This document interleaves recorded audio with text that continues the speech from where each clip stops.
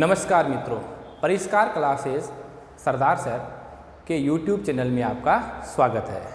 हमारा जो पिछला वीडियो था वह उत्सर्जन अंग के बारे में था। उत्सर्जन अंग एक महत्वपूर्ण अंगों में से एक है जो परीक्षा की दृष्टि से बहुत ही महत्वपूर्ण है। इसमें से एग्जाम में जो क्वेश्चन है वो निश्चित रूप से आते हैं। तो हमने मनुष्य के अंदर जो उत्सर्जी अंग देखे थे उनमें जो मुख्य उत्सर्जी अंग था वह कौन सा था? किडनी था। कौन सा था? किडनी। किडनी को हम वृक्क भी कहते हैं या इसको क्या कह सकते हैं? गुर्दा भी कहते हैं। तो मुख्य उत्सर्जी अंग में कौन सा है? किडनी, वृक्क या गुर्दा होता है। इसके अलावा हमने त्वचा भी देखा था। इसके अतिरिक्त हमने फेफड़े भी देखे थे। इसके अलावा हमने पिछले वीडियो में आपको बताया था कि उत्सर्जन किसे कहते हैं, उत्सर्जन क्रिया क्या होती है, उत्सर्जी अंगों में किस अंग की सबसे ज़्यादा महत्व होता है, उत्सर्जन के आधार पर प्राणियों को कितने भागों में बांटा गया है, ये सारे हमने पिछले वीडियो में देखा था। तो हमने बताया था कि बताइए मनुष्य उत्सर्जन की दृष्टि से कैसा प्राणी है? मनुष्य उत्सर्जन की दृष्टि से कौन सा प्राणी है? यूरियोटेलिक। क्यों? क्योंकि मनुष्य किसका उत्सर्जन करता है? यूरिया का उत्सर्जन करता है। मनुष्य में यूरिया का निर्माण कौन से अंग में होता है? किडनी में होता है या लीवर में होता है? लीवर में होता है। मनुष्य के अंदर बनता क्या है? अमोनिया बनता है। लेकिन अमोनिया को यूरिया में बदलता कौन है? यकृत बदलता है। कौन से चक्र के द्वारा बदलता है? आर्निथीन चक्र या क्रेन्स-हैसलेट चक्र के द्वारा इसको बदला जाता है। क्योंकि जो अमोनिया होता है वह एक बहुत ज़्यादा हानिकारक पदार्थ होता है। इसको त्यागने के लिए जल की अत्यधिक आवश्यकता होती है। ठीक है, तो इसलिए मनुष्य उत्सर्जन की दृष्टि से कैसा प्राणी है? यूरियोटेलिक। कौन सा प्राणी है? यूरियोटेलिक प्राणी है। अर्थात इसको हिंदी में क्या कहेंगे? यूरिया उत्सर्जी। कीट और पक्षी मुख्यतः उत्सर्जन की दृष्टि से कैसे प्राणी हैं? तो वो कौन से हैं? यूरिकोटेलिक। कौन से? यूरिकोटेलिक। यूरिकोटेलिक किसे कहते हैं? जो यूरिक अम्ल का करते हैं। किसका? यूरिक अम्ल का। इसके अलावा हमने एक और देखा था अमोनोटेलिक। अमोनोटेलिक तो वे प्राणी जो अमोनिया का उत्सर्जन करते हैं। किसका?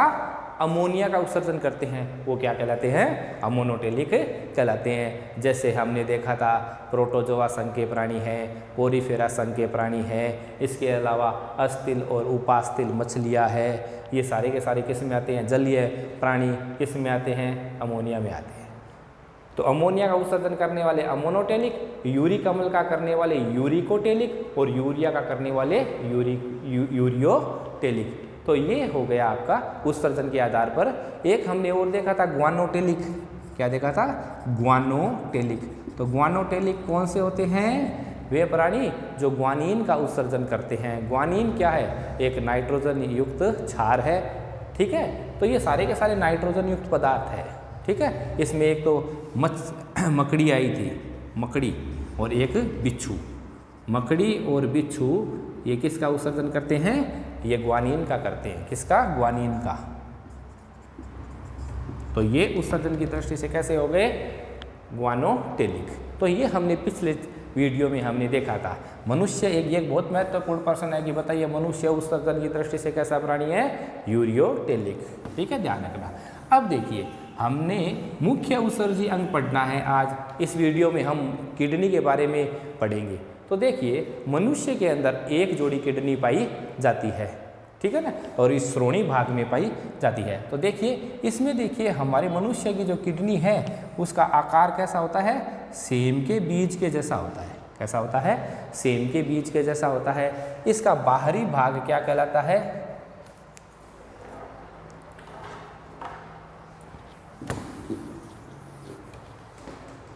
ये हमारी किडनी है। इसका बाहरी भाग क्या कहलाता है? वल्कुट कहलाता है। क्या कहलाता है? वल्कुट कहलाता है। वल्कुट, जिसको हिंदी में इंग्लिश में क्या कहते हैं? कोर्टेक्स कहते हैं। ठीक है, अब देखिए ये जो किडनी है यह इसका जो बाहरी भाग है और आंतरिक भाग क्या कहलाता है? मेडुला। क्या कहलाता है? मेडुला, जिसको मध्यांश भी कहा जाता है। क्या कहा जाता है? मध्यांश। तो कोर्टेक्स बाहरी भाग। अब देखिए इस कोर्टेक्स भाग का कुछ भाग इस मध्यांश भाग के अंदर धंसा रहता है और धंस करके एक ऐसे पिरामिड नुमा संरचना का निर्माण करता है। इस प्रकार की ऐसी संरचना बनाता है। देखिए ऐसी संरचना बनाता है और ये जो संरचना बन रही है इसको क्या बोलते हैं? पिरामिड कहते हैं। क्या कहते हैं? पिरामिड। अब देखिए इसका जो अंदर जो धंसा हुआ भाग एक स्तंभ नुमा भाग और बनाता है। क्या बनाता है? स्तंभ नुमा भाग। तो इन स्तंभों को क्या बोलते हैं? बल्टीनी के स्तंभ। क्या कहते हैं? बल्टीनी के स्तंभ। तो कई बार परीक्षा में बहुत पूछा गया है, बताइए बल्टीनी के स्तंभ कौन से स्तंभ? बल्टीनी के स्तंभ कौन से अंग से संबंधित होते हैं? बल्टीनी के अंग कौन से स्तंभ कौन से अंग से संबंधित होते हैं? तो ये किससे संबंधित होते हैं? वृक्क या किडनी से संबंधित होते हैं। कौन से स्तंभ? बल्टीनी के स्तंभ। तो हम कहेंगे कि जो किडनी होता है उसका जो वलकुट भाग है वह मेडुला भाग के अंदर धंसा हुआ रहता है। ये धंसा हुआ भाग है, ये धंसे हुए भाग एक प्यालेनुमा संरचना बनाते हैं। इसे क्या कहेंगे? पिरामिड कहेंगे। और बीच में जो स्तंभ बनेंगे इन्हें क्या कहेंगे? बल्टीनी के स्तंभ कहेंगे। अब देखिए मैंने बताया था कि जो किडनी है इसका जो संरचनात्मक और जो क्रियात्मक इकाई है वह क्या होती है? नेफ्रॉन होते हैं। क्या होते हैं? नेफ्रॉन। तो देखिए एक किडनी में कितने नेफ्रॉन पाए जाते हैं? लगभग 10 लाख या 1 मिलियन। कितने मिलियन? 1 मिलियन पाए जाते हैं। अब देखिए यहाँ से इसमें वृक्कीय धमनी है वो प्रवेश करती है। कौन सी धमनी प्रवेश करती है? वृक्कीय धमनी या प्रवेश करती है। वृक्कीय शिरा प्रवेश करती है, निकलती है। इधर से इसमें मूत्रवाहिनी निकलती है। क्या निकलती है? मूत्रवाहिनी। ठीक है। तो हम देखते हैं कि ये जो भाग है इसका जो अंदर धंसा हुआ भाग है ये हाइलम कहलाता है। क्या कहलाता है? हाइलम। तो किडनी के अंदर जो गड्ढा पाया जाता है इस गड्ढे को क्या कहते हैं? हाइलम कहते हैं। इस हाइलम के द्वारा कौन कौन सी नलिकाएं प्रवेश करती है? एक तो इसमें से वृक्कीय धमनी प्रवेश करती है, कुछ तंत्रिकाएं प्रवेश करती है। ठीक है। और इसमें से निकलती कौन सी है? एक वृक्कीय शिराएं निकलती है, मूत्रवाहिनी निकलती है। अब देखिए तो ये किडनी है। किडनी का बारे में मैंने पिछली वीडियो में बताया था कि मनुष्य के अंदर कितनी जोड़ी किडनी पाई जाती है? 1 जोड़ी किडनी पाई जाती है। कौन से भाग में पाई जाती है? श्रोणी भाग में पाई जाती है। ठीक है। किडनी का वजन कितना होता है? लगभग 140 ग्राम होता है। रंग कैसा होता है? लंबाई कितनी है? चौड़ाई कितनी है? ये सारे हमने पिछले वीडियो में देखा था। अब देखिए किडनी के अंदर जो ये गड्ढा पाया जाता है इसको क्या कहते हैं? हाइलम कहते हैं। अब किडनी की संरचनात्मक और क्रियात्मक इकाई क्या होती है? नेफ्रॉन होती है। अब देखिए ये जो पिरामिड है, पिरामिड के अंदर क्या पाई जाती है? किडनी की संरचनात्मक और क्रियात्मक इकाई क्या पाई जाती है? नेफ्रॉन पाई जाती है। अब देखिए नेफ्रॉन के बारे में अपन देखते हैं। तो मनुष्य के अंदर कितने नेफ्रॉन पाए जाते हैं? एक किडनी में लगभग 10 लाख नेफ्रॉन पाए जाते हैं। अगर हम देखते हैं कि जो मनुष्य के अंदर उत्सर्जी पदार्थ बनता है वह यूरिया बनता है। यूरिया किडनी में बन गया, बनने के बाद में इसको शरीर से बाहर निकालना ज़रूरी होता है। तो यह किडनी से रक्त के माध्यम से कहाँ पर आता है? किडनी के पास आएगा। तो लीवर के अंदर अर्थात यकृत के अंदर बनने वाला यूरिया है वह रक्त के माध्यम से कहाँ आएगा? किडनी के पास आएगा। किडनी में इसका क्या किया जाएगा? इसको छाना जाएगा और छान करके इसको बाहर त्यागा जाएगा। इसमें से जो अपशिष्ट पदार्थ है उसको बाहर निकाला जाएगा। तो हमारा जो ब्लड है, ब्लड या जो रक्त है, इसमें क्या क्या कौन कौन से पदार्थ होते हैं? देखिए एक तो इसमें यूरिया होता है। क्या होता है? यूरिया होता है। इसमें जल होता है। इसमें खनिज लवण होते हैं। क्या होते हैं? खनिज लवण होते हैं। एक इसमें क्या पाए जाते हैं? आपका ग्लूकोज होते हैं। और इसमें क्या पाए जाते हैं? इसमें एमिनो अम्ल होते हैं या एमिनो एसिड्स पाए जाते हैं। तो ये क्या होते हैं, हमारे रक्त के अंदर होते हैं। इनमें से कुछ हमारे लिए हानिकारक होते हैं, कुछ हमारे लिए लाभदायक हैं। तो ये जो यूरिया है खनिज, ये हमारे लिए क्या होती है, हानिकारक होती है। इसके साथ साथ कुछ मात्रा में यूरिक अम्ल भी होता है। क्या होता है, यूरिक अम्ल भी होता है। इसके अतिरिक्त क्या होता है, क्रिएटिनिन भी होता है, क्रिएटिनिन। तो ये सब मिलकर के किसका निर्माण करते हैं, ये सब मिलकर के मूत्र का निर्माण करते हैं। किसका निर्माण करते हैं, मूत्र का निर्माण करते हैं। तो इनको शरीर से बाहर निकालना क्या होता है, आवश्यक होता है। ठीक है, तो ये क्रिया कहाँ होती है, ये क्रिया किडनी में होती है। कहाँ होती है, किडनी में होती है। अब किडनी के अंदर यह क्रिया संपादित कौन करता है, तो हमने कहा कि हमारे लीवर है ना, लीवर या यकृत। तो लीवर या यकृत से जो यूरिया बनता है, क्या बनता है, यूरिया। इस यूरिया के साथ साथ तो ये यूरिया रक्त के माध्यम से, किसके माध्यम से, रक्त के माध्यम से कहाँ आता है, किडनी के पास आता है। और इसमें क्या क्या पदार्थ मिले होते हैं, तो देखिए क्रिएटिनिन है, यूरिक अम्ल है, यूरिया है, जल है, खनिज लवण है, ग्लूकोज है, एमिनो एसिड है। ये पदार्थ मिले होते हैं। इनमें से कुछ हमारे लिए लाभदायक है, उनका पुनर्अवशोषण कर लिया जाएगा, और जो हानिकारक है उनको शरीर से बाहर त्याग दिया जाएगा।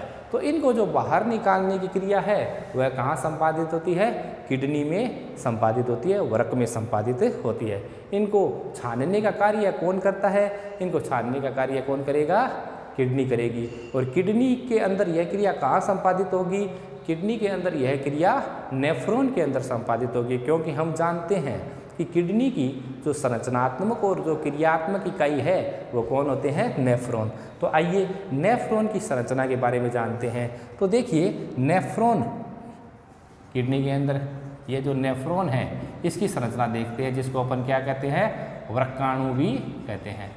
तो देखिए वृक्काणु की संरचना देखिए। वृक्काणु के जो मुख्यतः भाग होते हैं वह मुख्यतः, एक तो ये इसका ऊपरी भाग होता है वो प्यालेनुमा होता है। कैसा होता है, प्यालेनुमा होता है। ठीक है, प्यालेनुमा भाग होता है वो है, क्या होता है, थोड़ा सा इसके नीचे एक नलिका पाई जाती है।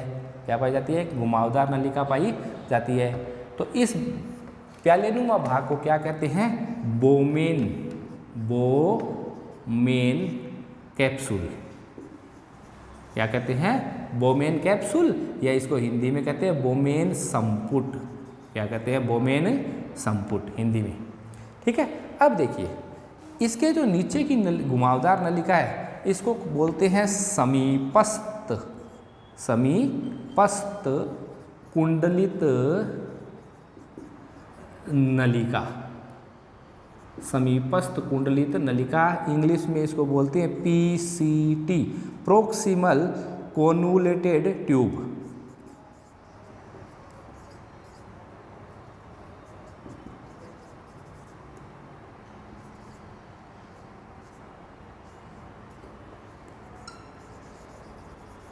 Convoluted tubule. तो ये हो गई समीपस्थ कुंडलित नलिका। समीपस्थ कुंडलित नलिका नीचे से एक यू आकार की एक नलिका से जुड़ी रहती है। ये यू आकार की जो नलिका है इसको बोलते हैं हेनले का लूप। हेनले का लूप, ये हेनले का लूप हो गया, या हेनले का पास भी बोलते हैं इसको। ये हेनले का पास है। इसके बाद में यह एक और कुंडलित नलिका से जुड़ी रहती है जिसको बोलते हैं दूरस्थ कुंडलित नलिका। दूरस्थ कुंडलित नलिका।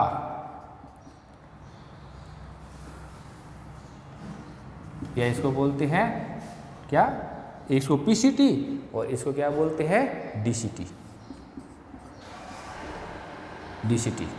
डिस्टिकल कॉन्वुलेटेड ट्यूबल। तो देखिए ये दूरस्थ कुंडलित नलिका हो गई। ये दूरस्थ कुंडलित नलिका है वह आगे जाकर के एक नलिका में खुलती है।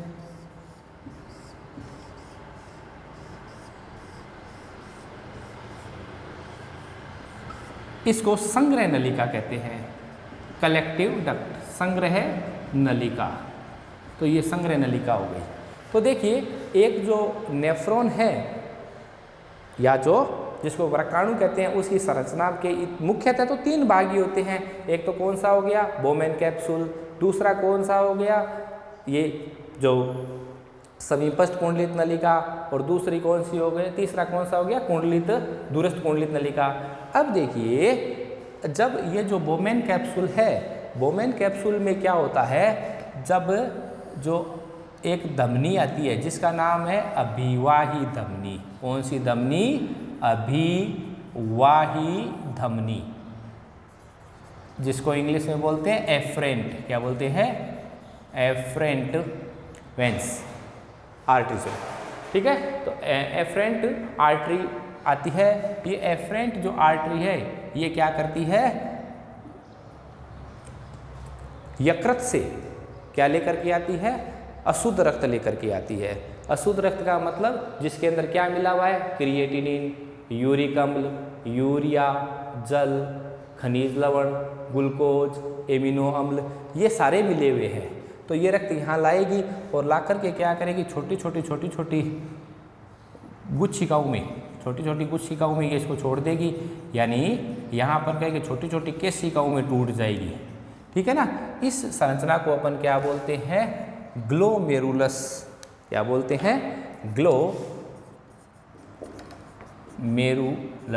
गुच्छ, ग्लोमेरुलस गुच्छ। तो इसमें ये तोड़ देगी। यहाँ क्या होती है, ये क्या करता है, यहाँ पर छोटी छोटी क्या पाई जाती है, छेद पाए जाते हैं, ठीक है ना। यहाँ पर एक क्या होती है, छोटी छोटी छेद पाए जाते हैं जो क्या करता है, रक्त को छानता है, ठीक है ना। जब यहाँ पर रक्त आता है तो यहाँ पर रक्त छनता है और छनने के बाद में से यहाँ पर एक धमनी और इधर निकलती है अपवाही धमनी, अपवाही धमनी। ये अपवाही इनको बोलते हैं इफ्रेंट, क्या बोलते हैं, इफ्रेंट आर्टरी। तो इफ्रेंट आर्टरी वापस क्या करती है, यहाँ से रक्त को ले जाती है। तो एक तो कौन सी हो गई, एक ध्यान रखना कि किडनी में रक्त लाने वाली धमनी का क्या नाम है, इसको रीनल आर्टरी बोलते हैं, क्या बोलते हैं, रीनल आर्टरी, या इसको क्या बोलते हैं, रीनल आर्टरी, या इसको वृक्कीय धमनी भी कहते हैं। क्या कहते हैं, वृक्कीय धमनी। यह क्या करती है, हृदय में, इसमें किडनी में रक्त लेकर के आती है। इसके बाद में जो ये छोटी छोटी धमनियों में बन जाती है, जो रक्त लेकर के आती है वह क्या कहलाती है, अभिवाही धमनी या एफरेंट आर्टरीज। और यहाँ से जब वापस लेकर के जाती है उसका नाम क्या है, अपवाही धमनी। इसका व्यास ज़्यादा होता है, इसका व्यास कम होता है। तो इसका व्यास क्या हो गया, ज़्यादा, इसका व्यास क्या हो गया, ज़्यादा, व्यास ज़्यादा, और इसका व्यास क्या हो गया, कम। तो यहाँ रक्त का छनेगा, छनने के बाद में जब यहाँ पे रक्त आता है, रक्त आएगा तो यह रक्त बहुत तेजी के साथ आएगा, ठीक है ना।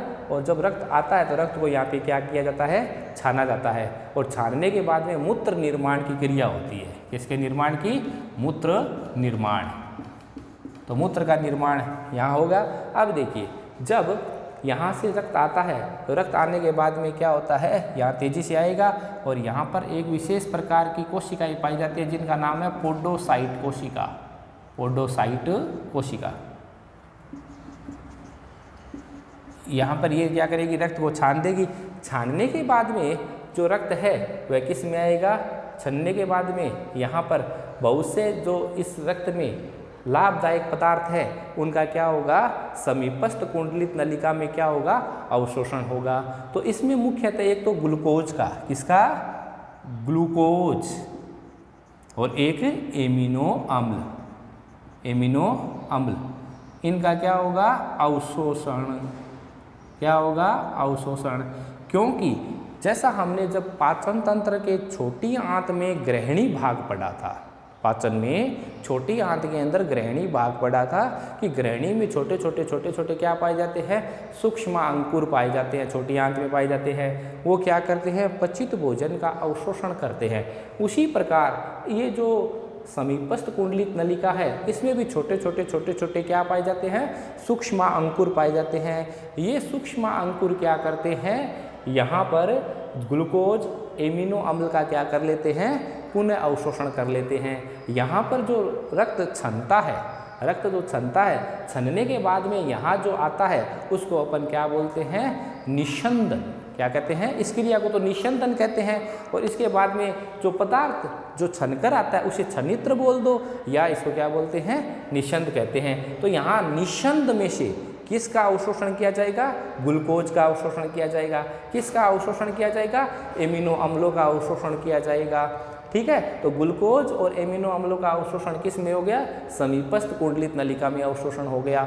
हम जानते हैं कि जो मनुष्य का जो मूत्र होता है, वह मूत्र है उसकी पीएच कितनी होती है, पीएच हम जानते हैं कि मूत्र है वह अम्लीय होता है। कैसा होता है, मूत्र है वह कैसा होता है, अम्लीय होता है। तो अम्लीय होता है, पीएच से मतलब क्या होता है, यानी हाइड्रोजन आयन। क्या होता है, हाइड्रोजन आयन।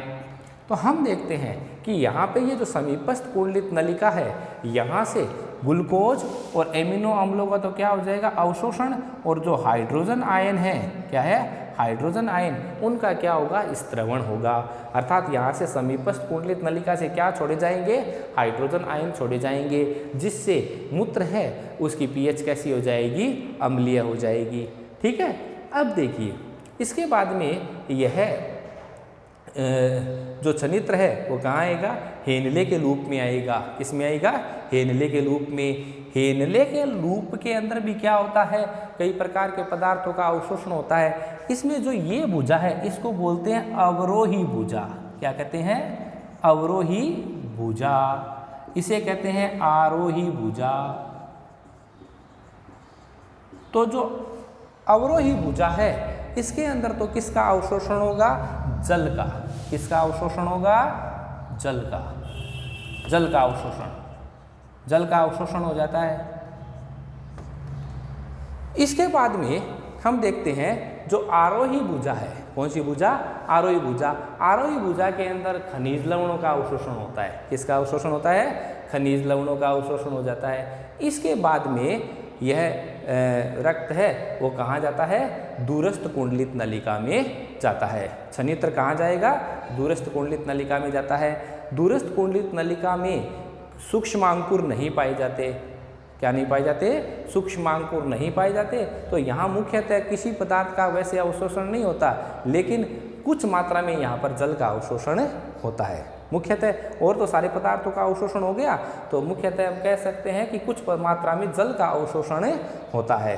जब हमने पीयूष ग्रंथि पढ़ी थी कि पीयूष ग्रंथि में हमने एक हार्मोन पढ़ा था वेसोप्रेसिन या एडीएच। कौन सा, वेसोप्रेसिन या एडीएच। तो वेसोप्रेसिन या एडीएच किस पर कार्य करता है, यह दूरस्थ कुंडलित नलिका पर कार्य करता है और यहाँ से जल का अवशोषण करता है। इसके बाद में यह पदार्थ है यह मूत्र कहलाता है। क्या कहलाता है, मूत्र कहलाता है। और मूत्र को कहाँ भेज दिया जाता है, संग्रह नलिका में भेज दिया जाता है। यह संग्रह नलिका है, यह किस में खुलती है, यह मूत्राशय में खुलती है। किस में खुलती है, मूत्राशय में। तो देखिए ये हमारी किडनी, ये किडनी, तो किडनी से क्या निकल गई, मूत्रवाहिनी। मूत्रवाहिनी, तो जो मूत्र का निर्माण यहाँ पे ये संग्रह नलिका में हुई थी, ये संग्रह नलिका आगे जाकर के मूत्रवाहिनी में खुलती है। किस में खुलती है, मूत्रवाहिनी में। ये मूत्रवाहिनी है, यह एक पेशियों से बने हुए अंग में खुलती है। किसमें, पेशियों से बने हुए अंग में खुलती है, जिसका नाम क्या है, मूत्राशय। मूत्राशय। अब देखिए ये जो मूत्र है वह कहाँ इकट्ठा होता है, मूत्राशय में इकट्ठा होता है।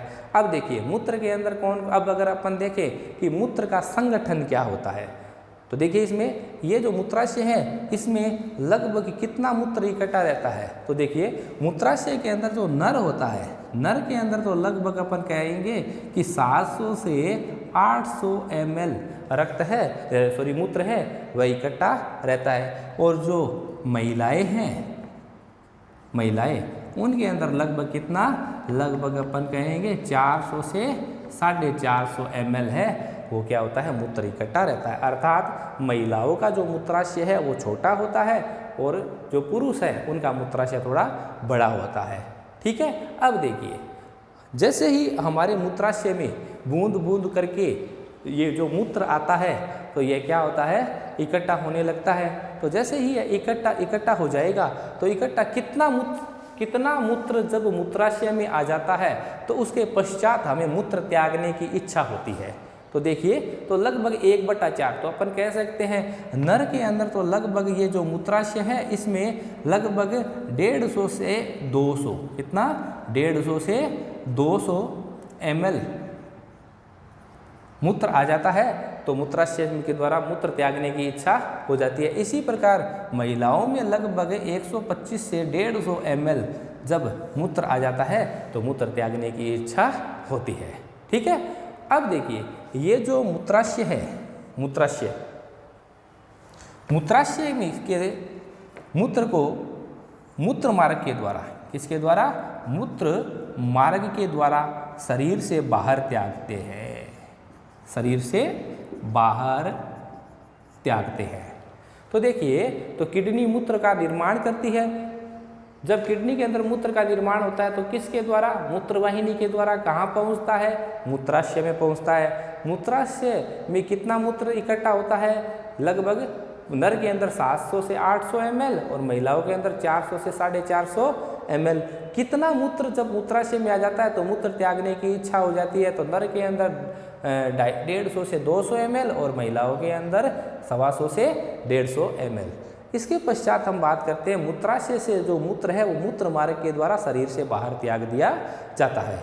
अब ये जो मूत्र मार्ग है, मूत्र मार्ग की लंबाई नर के अंदर 10 सेंटीमीटर होती है लगभग, और महिलाएं हैं इसके अंदर कितनी होती है, लगभग 4 से 5 सेंटीमीटर होती है। ठीक है, तो इस प्रकार महिलाओं का जो मूत्र मार्ग है वो कम होता है और पुरुषों का जो मूत्र मार्ग है वो थोड़ा ज़्यादा होता है। अब बात करते हैं हम मूत्र की। तो देखिए मूत्र की संरचना, इसकी किडनी की संरचनात्मक और क्रियात्मक इकाई क्या कहलाती है, नेफ्रॉन। नेफ्रॉन का जो प्यालेनुमा भाग क्या कहलाता है, बोमेन कैप्सूल कहलाता है। नीचे की जो घुमावदार नलिका क्या कहलाती है, समीपस्थ कुंडलित नलिका कहलाती है। एक यू आकार की नलिका क्या कहलाती है, हेनले का लूप कहलाती है। हेनले के लूप से जुड़ी हुई जो संग्रह नलिका के बीच में पाई जाती है उसे क्या कहते हैं, दूरस्थ कुंडलित नलिका कहते हैं। तो इस प्रकार हम देखते हैं कि यह मूत्र का निर्माण करती है। इसके बाद में हम देखते हैं मूत्र का क्या संगठन होता है। मूत्र का संगठन क्या है, मूत्र में कौन कौन से पदार्थ पाए जाते हैं, मूत्र की पीएच कितनी होती है, एक व्यक्ति एक दिन में कितने मूत्र का त्याग करता है। ठीक है, तो देखिए हमने देखा था कि मूत्र का निर्माण